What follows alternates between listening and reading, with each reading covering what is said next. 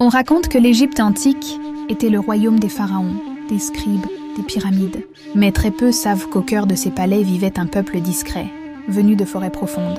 Ces hommes étaient des pygmées, venus du sud, du bassin du Congo et d'Afrique équatoriale. Leur taille, leur savoir, leur spiritualité fascinaient l'Égypte entière. Les pharaons les appelaient les danseurs divins et les gardiens de la chance. On disait qu'ils pouvaient invoquer la protection des dieux avec un simple chant. Ces pygmées étaient aussi des médecins spirituels. Leurs remèdes mêlaient des décoctions d'herbes, des onguents parfumés, des incantations sacrées. Pour eux, guérir le corps ne suffisait pas. Il fallait purifier l'âme.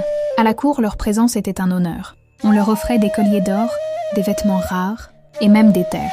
Le roi Pépite II disait que leur danse était plus précieuse qu'un trésor. Dans les cérémonies nocturnes, leurs pieds nus frappaient le sol, les tambours rythmèrent leurs invocations.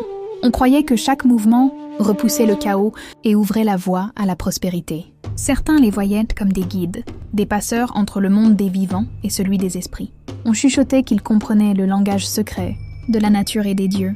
Aujourd'hui, ces histoires sont presque effacées. On parle des pharaons, mais rarement de ces pygmées sacrés, venus soigner l'Égypte avec leur foi, leur danse et leur médecine. Peut-être qu'il est temps de leur redonner leur place dans la grande histoire de l'Afrique. Abonne-toi.